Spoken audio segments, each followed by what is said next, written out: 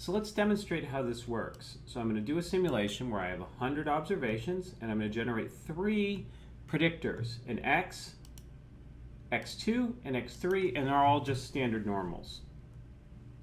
And then my y is going to be an intercept, which I'm just setting to 1, plus x, plus x2, plus x3. So all my coefficients are theoretically 1. So the population model used for simulation, they're all 1.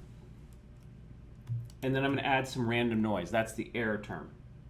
So let me get my residual for y, having regressed out x2 and x3. And remember, LM by default contains an intercept.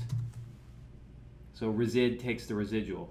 And then let's do the same thing for x. And remember, LM takes an intercept. So this is the regression of x with x2 and x3 and an intercept removed.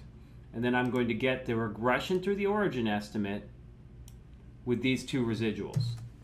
And that's 0.11053. And I can also show this with LM because I can do LM. The y is the residual y is the residual x, but I have to take out the intercept. And let me get the coefficient. Should just be the one number now, and show you that is it exactly the same thing.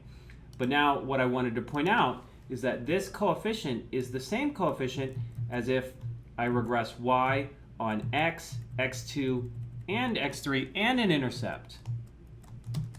There you go. And you see the x term right here is exactly the same as the regression through the origin estimate with the residuals. So again, that just goes to show you the way we interpret, or the way in which linear models adjust the regression estimate with respect to the other variables. It's sort of like the effect of the other variables has been removed from both the predictor and the response.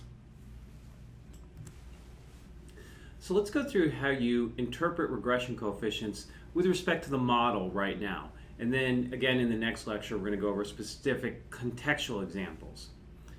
So our regression predictor, given that our collection of covariates take a specific value, x1 to xp, is just the sum of the x's times their coefficients, right? That's our linear model. Well, just think if one of those regression coefficients, let's just take in specific the first one, is incremented by 1, right? So instead of taking the value x1, it takes the value x1 plus 1.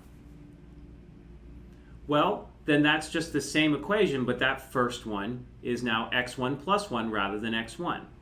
So if I were to subtract these 2 terms, the expected value of the response, where the first coefficient takes the value x1 plus 1, minus the expected value of the response, where the collection of coefficients are just the x1 to xp values, then you'll see that that works out to be beta 1.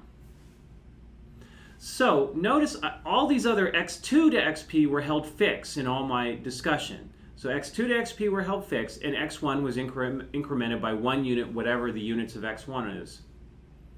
So the interpretation of a multivariable regression coefficient is it's the expected change in the response for a unit change in the regressor, but holding all the other ones constant. That's the essential part of interpreting a multivariable regression relationship, is it's holding the other ones constant. And that way, it also, the interpretation you can think of as being adjusting for the other variables, because we have to hold the other variables constant.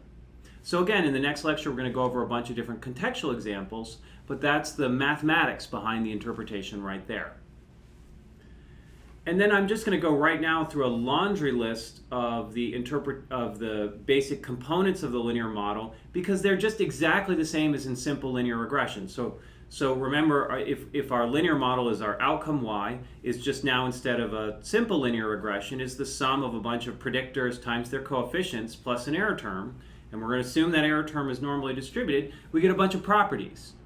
And so we're going to just rifle through these properties, and then I think when you go through the examples, you'll internalize them a little bit better. But these should all be pretty familiar, because they're basically the same as what we did for linear regression, just now we're plugging in some more coefficients.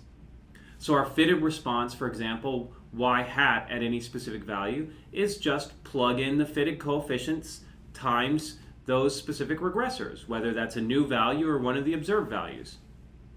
The residuals is just the fitted value, y hat, being subtracted from the observed value. We're trying to minimize the sum of the squared residuals. the variance estimate is just the average squared residuals. We're just like, remember in our linear regression case, we divided by n minus 2. Now we divide by n minus p. And that's kind of a technical point because if you know n minus p of the residuals, you know the last p of them due to some linear constraints. So that's why we divide by n minus p. We don't really have n residuals, we have n minus p of them. But that's a minor point. You can think of the residual variance estimate is nothing other than the average squared residuals, for the most part, that n minus p part notwithstanding. So again, to get a predicted response at some new values, we're plugging them into the linear model. If we have a new x1 to xp, we multiply them each by their respective coefficients and add them up, and that's our new predicted response. Our coefficients have standard errors. Sigma beta hat, let's say, for sigma beta 1 hat for beta 1, sigma beta 2 hat for beta 2. And we can test for whether or not specific coefficients are 0 with a t-test, because those, the beta hat minus its true value divided by this standard error follows a t-distribution. So all the things we knew about from linear regression carry over to multivariable regression. In addition, predicted responses have standard errors, and we can calculate prediction intervals just like we did in linear regression again. So again, I'm hoping that none of these facts are kind of news to you. It's almost identical to what we did in simple linear regression. We just have more terms now. And remember, in linear regression, we had 2 terms. We had an intercept and a covariate. Now we're just adding more covariates potentially.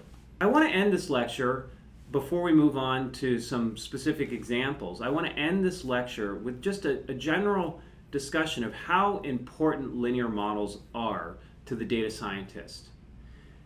Before you do any machine learning or any complex algorithm, linear models should be your first attempt. They offer parsimonious and well understood, easily described relationships between predictors and response. Now, to be fair, some modern machine learning algorithms can beat some of the things like the imposed linearity. Nonetheless, linear models should always be your starting point. And there's some amazing things you can do with linear models that you may not, just from this first treatment of them from this one lecture, think that would be possible. For example, you can take a time series, like a music sound or something like that, and decompose it into its harmonics. The so-called discrete Fourier transform can be thought of as the fit from a linear model. You can flexibly fit rather complicated functions and curves and things like that using linear models. You can fit factor variables as predictors. ANOVA is a special case of linear models. ANCOVA is a special case of linear models. You can uncover complex multivariate relationships with the response. And you can build fairly accurate prediction models.